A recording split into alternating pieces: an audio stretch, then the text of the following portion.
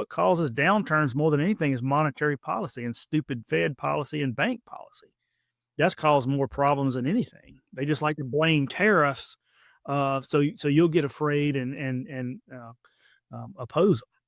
Yeah, anyone who's shocked at the economy doing weird things obviously didn't survive through 2007 or any. I mean, go back not even 20 years. I mean, there have been massive ups and downs because of the federal government just being absolute knuckleheads about the economy.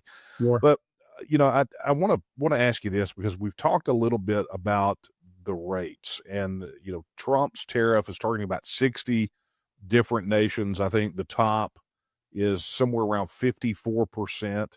Some of the, well, I guess as of the recording, apparently, well, maybe tomorrow, as we're recording this, China's about to eat another 30 to 50% penalty for deciding to retaliate themselves.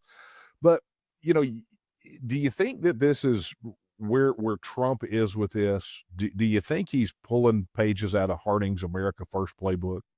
You think that's what this is?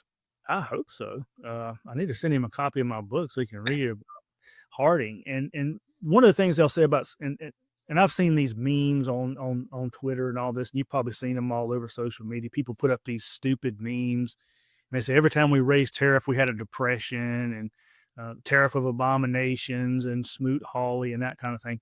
When Harding came into office, we were in a very, very steep recession. It was really bad. It's actually called the Forgotten Depression in American history.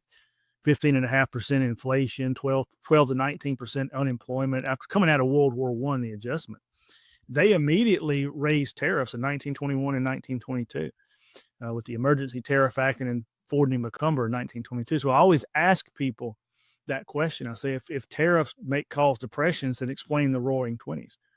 We've never seen economic growth like we did in the 1920s ever. We didn't even get close to what happened with the economy. And we had very high tariffs the entire decade. Did not cause the Great Depression. That was the Federal Reserve. So I hope Trump is taking a page out of it. And from what I'm hearing from the White House, you probably heard these reports too, Trump is in a I don't care mood. I'm going to do what I think is right and ignore all this. And I think that's perfect. That's exactly what I want to hear. Don't listen to the media. Don't listen to these people. Yeah, are things going to be a little bit bumpy? Yeah, they're going to be a little bit bumpy. Look at the way we've behaved financially for the last few decades. We got 36 trillion in debt.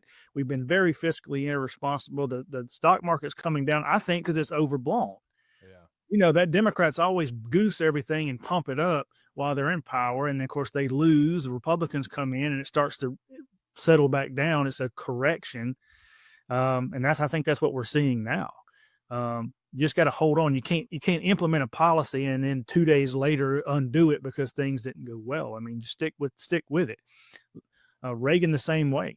He instituted new policies. What happened? Things didn't look good the first couple of years in Reagan's first term. It looked bad for him, but what happened? Boom! And all of a sudden it caught up. Same thing in the 1920s.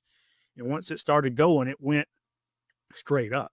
Right. And I open happen. That's what he's saying. He believes will happen. I think the same thing is going to happen. I'm open and praying for it, that it does happen. Just stick with the program.